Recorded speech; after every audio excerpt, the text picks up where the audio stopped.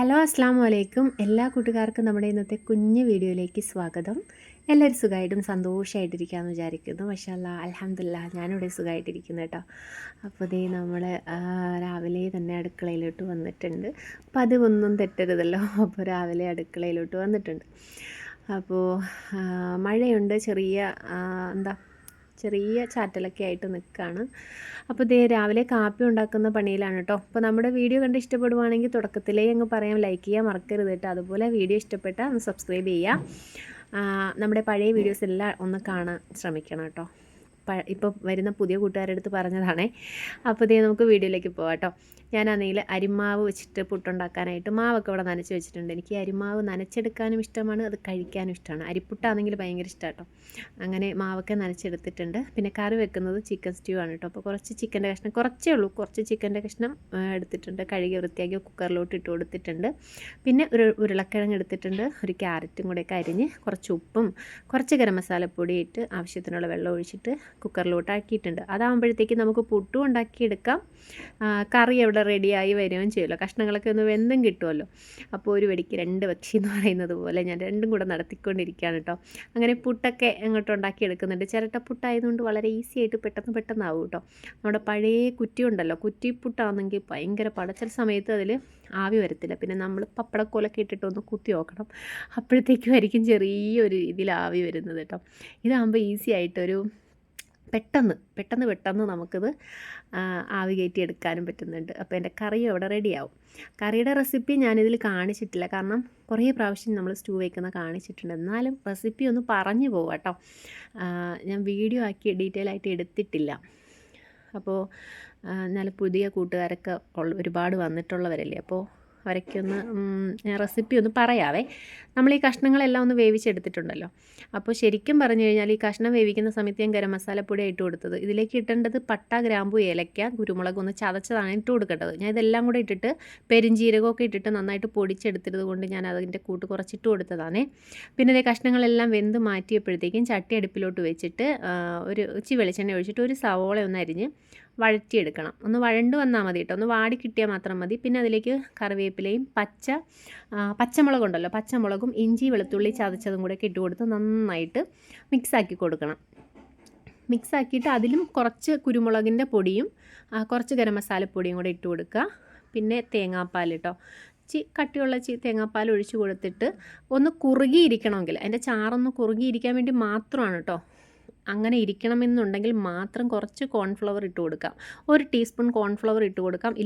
അതില്ലാന്നുണ്ടെങ്കിൽ മൈദമാവ് 1 teaspoon ഇട്ട് കൊടുത്ത് നന്നായിട്ടൊന്ന് മിക്സാക്കിയിട്ട് നമ്മൾ വേവിച്ച് വെച്ചിട്ടുള്ള കഷ്ണങ്ങൾ അതിലേക്ക് തട്ടിക്കൊടുത്ത് ഒന്നുകൂടി ഒന്ന് തിളപ്പിച്ചെടുത്താൽ മാത്രം മതി കേട്ടോ. ചിക്കൻ സ്റ്റൂ അവരുടെ റെഡിയാണ്. അടിപൊളി ടേസ്റ്റാണ്. ഉണ്ടാക്കി നോക്കണം കേട്ടോ. ഉണ്ടാക്കി നോക്കിയിട്ട് അടിപൊളി ടേസ്റ്റാണ് കേട്ടോ. ട്രൈ ചെയ്തിട്ട് അഭിപ്രായം പറയണം. അടിപൊളി റെസിപ്പിയാണ്. നമുക്ക് ബ്രെഡിൻ്റെ കൂടെയാണ് കൂടുതൽ കോമ്പിനേഷൻ. അടിപൊളിയാണ്. ബ്രെഡ്, ഇടിയപ്പം, അപ്പം ഒക്കെ ആയിട്ട് നമുക്ക് കഴിക്കാൻ പറ്റിയ അടിപൊളി ഒരു കോംബോയാണ് കേട്ടോ. അതൊക്കെ കഴിഞ്ഞു. കൊച്ചിന് പള്ളിയിൽ പോകണം, മദ്രസയിൽ പോകേണ്ട ദിവസമായതുകൊണ്ട് മദ്രസയിൽ കൊണ്ടാക്കിയിട്ടുണ്ട്. വന്നപ്പോഴത്തേക്കും തല കൊണ്ടുവന്നിട്ടുണ്ടായിരുന്നു കേട്ടോ. ചൂരത്തലയാണ്. അപ്പോൾ അതൊന്ന് വറ്റിച്ചെടുക്കണം. അതുവരെ മീനൊന്നും ഇല്ലായിരുന്നു കേട്ടോ. ഒരുപാട് സമയം കഴിഞ്ഞ് താമസിച്ചിട്ടാണ് നമുക്ക് മീൻ കിട്ടിയത്, അതായത് ഈ തല കിട്ടിയത്, വാപ്പ കൊണ്ടുവന്നത്. അപ്പോൾ ചൂരത്തല ഒന്ന് വറ്റിച്ചെടുക്കണം. ഒത്തിരി നാളായി നമുക്ക് തലയൊക്കെ കിട്ടിയിട്ട്. അപ്പോൾ അതിൻ്റെ ഒരു സന്തോഷമുണ്ട്. അപ്പോൾ ക്യാരറ്റും ബീട്രൂട്ടും ഞാൻ ഇവിടെ എടുത്ത് വെച്ചത് തോരൻ വെക്കാനായിരുന്നു കേട്ടോ. പിന്നെ ഞാൻ അന്നത്തെ ദിവസം അത് വെച്ചില്ല, അങ്ങ് മാറ്റിയിട്ടുണ്ടായിരുന്നു. കാരണം കറി വെച്ചെടുക്കാം എന്ന് വിചാരിച്ചിട്ടേ. അപ്പോൾ ഇത് ഞാനൊന്ന് വൃത്തിയാക്കി എടുക്കാനായിട്ട് പോവാണ് കേട്ടോ. ഇതിനിടയ്ക്ക് ഞാൻ പിന്നെ കൊച്ചിനെയൊക്കെ പോയി മദ്രസയിൽ നിന്ന് വിളിച്ചിട്ട് വന്നിട്ടാണ് പിന്നെ മീൻ വെട്ടാനായിട്ട് നിന്നത്. കൊച്ചിങ്ങൾക്ക് 2 മണിക്കൂറേ ഉള്ളൂ കേട്ടോ ക്ലാസ്. അപ്പം പെട്ടെന്ന് ഒരു 9 മണി മുതൽ 11 മണി വരെ. അപ്പോൾ പെട്ടെന്ന് സമയം അങ്ങ് പോവും. അങ്ങനെ കൊച്ചിനെ വിളിച്ചിട്ട് വന്നിട്ടുണ്ടായിരുന്നേ. ഇതിനിടയ്ക്ക് ഞാനിതിന് വാട്ടിയെടുക്കാൻ വേണ്ടിയിട്ടുള്ള കുറച്ച് മസാലയൊക്കെ തയ്യാറാക്കി എടുക്കണമല്ലോ. ഇതെൻ്റെ മാത്രം റെസിപ്പിയാണ് കേട്ടോ, പക്ഷേ ഭയങ്കര ടേസ്റ്റാണ്. ഇവിടെ എല്ലാവർക്കും ഇഷ്ടമാണ് കേട്ടോ ഇങ്ങനെ ഉണ്ടാക്കി എടുക്കുന്നത്. അപ്പോൾ കഷ്ണങ്ങളൊക്കെ ഒന്ന് വെട്ടിയെടുക്കുന്നുണ്ട് കേട്ടോ.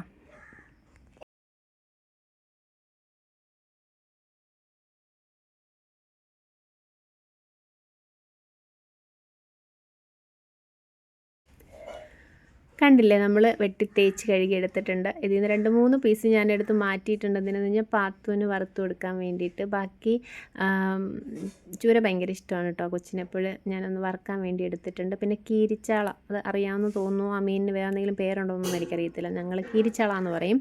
ചാളയുടെ ഒരു ടൈപ്പാണ് കേട്ടോ. അപ്പോൾ അത് ഞാനിങ്ങനെ വരഞ്ഞ് വെച്ചിട്ടുണ്ട് പൊരിച്ചെടുക്കാൻ വേണ്ടിയിട്ട്. അപ്പോൾ ഇത് നമ്മുടെ വലിയ ചട്ടി, ഇവനെ ഓർമ്മയുണ്ടെന്ന് വിചാരിക്കുന്നു നമ്മുടെ പഴയ കൂട്ടുകാർക്ക്. നമ്മൾ ചാനൽ തുടങ്ങിയ സമയത്ത് ഇവനെ വെച്ചിട്ടാണ് നമ്മളെല്ലാം പാചകം ചെയ്തുകൊണ്ടിരുന്നത് കേട്ടോ. അപ്പോൾ അവനെ ഒന്ന് കഴുകിയൊക്കെ എടുത്തിട്ടുണ്ട്. അപ്പോൾ അതിലാണ് നമ്മൾ വെക്കുന്നത്. അപ്പോൾ അതേ ചട്ടി അടുപ്പിലോട്ട് വെച്ച് കൊടുത്തിട്ടുണ്ട്.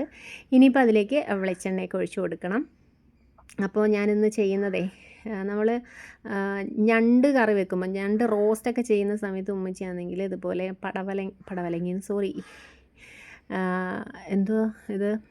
വഴുതനങ്ങ ഇട്ട് ചെയ്യാറുണ്ട്. ഈ അടുത്ത സമയത്ത് ഞാനൊരു വീഡിയോയിൽ കണ്ടതാണ് കേട്ടോ. നമ്മൾ മീനൊക്കെ കറി വെക്കുമ്പോൾ, അതായത് മുളക് കറി വെക്കുമ്പോൾ അതിലേക്ക് വഴുതനങ്ങ ഇട്ട് കൊടുക്കുന്നത്. അപ്പോൾ എനിക്ക് തോന്നി അങ്ങനെ ഇട്ട് കൊടുത്ത് നോക്കാമെന്ന് കേട്ടോ. കുഴപ്പമില്ല, നല്ല ടേസ്റ്റാണ്. നമ്മളിത് ഞണ്ടിൽ ചെയ്തിട്ടുണ്ട്. ഞണ്ട് റോസ്റ്റ് ചെയ്യുന്ന സമയത്ത് വഴുതനങ്ങ ഇട്ട് ചെയ്തിട്ടുണ്ട്. അടിപൊളി ടേസ്റ്റാണ് കേട്ടോ. അപ്പോൾ ദേ ചട്ടിയിലേക്ക് വെളിച്ചെണ്ണ ഒഴിച്ച് അതിലേക്ക് ഇഞ്ചി വെളുത്തുള്ളി ചതച്ചതും സവോളയും കുറച്ച് കൊച്ചുള്ളിയും വേണം.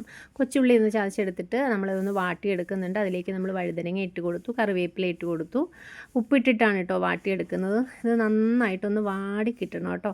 എപ്പോഴും പറയുന്നത് പോലെ നമ്മൾ മൺചട്ടിക്കകത്താണ് എന്ത് വെക്കുന്നെങ്കിലും ഒരുപാട് ശ്രദ്ധിക്കണം. മൺചട്ടി ഭയങ്കരമായിട്ട് ചൂട് പിടിക്കും. അപ്പോഴത്തേക്കും എന്ത് ചെയ്യും, അടുക്കി പിടിച്ച് കഴിഞ്ഞാൽ നമ്മൾ എന്താണോ ഉണ്ടാക്കുന്നത് അത് പന്നലായി പോവും. അപ്പോൾ ഇങ്ങനെ കൈവിടാതെ ഇളക്കിക്കൊണ്ടേ ഇരിക്കുക. അതിലേക്ക് ഇതേ ഒന്ന് വാടി വന്നപ്പം മഞ്ഞൾപ്പൊടി, മുളക് പൊടി, അതുപോലെ മല്ലിപ്പൊടി ഇട്ട് കൊടുക്കുന്നുണ്ട്. എന്നിട്ട് നന്നായിട്ട് മിക്സാക്കി കൊടുക്കുക. പൊടികളുടെ പച്ചമണം മാറുന്നത് വരെ ഒന്ന് മിക്സാക്കണം കേട്ടോ. പിന്നെ കുരുമുളക് പൊടി, എല്ലാവരും ചെയ്യുന്ന പോലെ ഇതിന് ഒരു സാധനം മാത്രമേ ഇല്ലായിരുന്നു, തക്കാളി ഉറപ്പായിട്ടും വേണമെന്ന ഒരു സാധനമായിരുന്നു കേട്ടോ. തക്കാളി അപ്പോഴില്ലായിരുന്നേ, അന്ന് തക്കാളി ഇരിപ്പില്ലായിരുന്നു. അതുകൊണ്ട് തക്കാളി മാത്രം ഞാൻ ഇട്ടിട്ടില്ല. അതുകൊണ്ട് പുളി കുറച്ച് കൂടുതൽ ഒഴിച്ചു കൊടുക്കുന്നുണ്ട്. കാരണം മുളക് പൊടിക്ക് നല്ല എരിവുണ്ട്. പിന്നെ നമ്മൾ കുരുമുളക് പൊടിയും കൂടെ ചേർക്കുന്നത് കൊണ്ടേ ഈ എരിവൊന്ന് നിയന്ത്രിക്കാൻ വേണ്ടിയിട്ട് പുളി നല്ലതാണ്. അപ്പം തക്കാളി ഉണ്ടെങ്കിൽ ഒരു 2 തക്കാളിയൊക്കെ വേണം ചേർക്കാനായിട്ട്. പക്ഷേ ഇല്ല, അതുകൊണ്ട് ഞാൻ പുളി ചേർത്തിട്ടുണ്ട്. കുറച്ചധികം പുളി ചേർത്തിട്ടുണ്ട് കേട്ടോ. കുടംപുളിയാണെങ്കിൽ ബെസ്റ്റാണ്. കുടംപുളി നമ്മുടെ കയ്യിലില്ല. കുടംപുളിയാണ് ഏറ്റവും തലക്കറിക്ക്, ഈ മുളകിട്ട് മീൻ കറി വെക്കുന്നെങ്കിൽ അതിന് ഏറ്റവും നല്ലത് കുടംപുളിയാണ് കേട്ടോ. പെണംപുളി കുടംപുളി എന്നൊക്കെയല്ലേ പറയുന്നത്.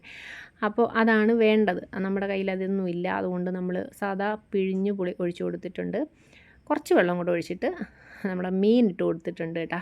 അപ്പോൾ ഇനി അവിടെ കിടന്നിട്ട് നന്നായിട്ട് വറ്റി, ആ ഒരു തലയ്ക്ക് പിന്നെ പ്രത്യേക ടേസ്റ്റാണല്ലോ. തല മുള്ളും ഒക്കെ കിടന്നിട്ട് നല്ല ടേസ്റ്റാണ്. അപ്പം ഒന്ന് നന്നായിട്ടൊന്ന് വറ്റി വരട്ടെ കേട്ടോ. നല്ല ടേസ്റ്റാണ് ഇങ്ങനെ ഉണ്ടാക്കിയെടുക്കുമ്പോഴത്തേക്ക്. കുറച്ച് മല്ലിയിലയും കരിവേപ്പിലയൊക്കെ ഇട്ട് കൊടുത്തിട്ടുണ്ട്. അപ്പോൾ കപ്പ ആ സമയത്ത് അന്ന് കപ്പയില്ലായിരുന്നു കേട്ടോ, കപ്പ ഇരിപ്പില്ലായിരുന്നു. പക്ഷേ കപ്പയും കൂടെ വേണം. കപ്പയും കൂട്ടിയിട്ടാണ് തലക്കറി കഴിക്കേണ്ടത്. അടിപൊളി ടേസ്റ്റാണ്. അപ്പോഴത്തേക്ക് ഇത് നല്ല മഴയായിട്ടോ. ഇനി കുറേ ദിവസത്തേക്ക് മഴയാണെന്നൊക്കെ ഇങ്ങനെ വാർത്തയിൽ കിടക്കുന്നത് കണ്ടു. വാർത്തയിൽ കാണുന്നത് കൊണ്ട് നമുക്കത് വിശ്വസിക്കാൻ പറ്റത്തില്ല. ചിലപ്പോൾ നല്ല വെയിലായിരിക്കും കേട്ടോ. വെയിൽ വന്നാൽ കൊള്ളാം. അപ്പോൾ അതേ ഞാൻ മീനിൽ മസാലയൊക്കെ തേച്ച് വെച്ചിട്ടുണ്ട് കേട്ടോ, പൊരിച്ചെടുക്കാൻ വേണ്ടിയിട്ട്. ഇടയ്ക്ക് കറി ഒന്ന് നോക്കിയിട്ടുണ്ടായിരുന്നു കേട്ടോ. കറി നമ്മൾ കഷ്ണങ്ങളാക്കിയിട്ടാണ് ഇടുന്നതെങ്കിലും ഇത് വറ്റി വരുന്ന സമയത്ത് അതിൻ്റെ അകത്ത് മീൻ കഷ്ണങ്ങളൊന്നും ചിലപ്പോൾ കാണണമെന്നൊന്നുമില്ല. ചിലത് കുറച്ച് വലുതാക്കിയൊക്കെ ഇട്ടതൊക്കെ അതെങ്കിൽ കാണും. ചിലതൊക്കെ അതങ്ങ് ഇതായിപ്പോവും, നല്ല രീതിയിലങ്ങ് ഉടഞ്ഞ് ഇതാവും. പിന്നെ കറിയൊക്കെ റെഡി ആയിട്ടോ. ഇടയ്ക്ക് വെച്ചിട്ട് ഇതായിപ്പോയി, വീഡിയോ എടുക്കാൻ പറ്റാതായിപ്പോയി. അപ്പോഴത്തേക്കും കറിയൊക്കെ നല്ല വറ്റിയിട്ടുണ്ട്. അപ്പോൾ വീഡിയോ ഇത്രയേ ഉള്ളൂ. ഇഷ്ടപ്പെട്ടാൽ അത് ലൈക്ക് ചെയ്യാൻ മറക്കരുത് കേട്ടോ. അപ്പോൾ നാളെ കാണാം.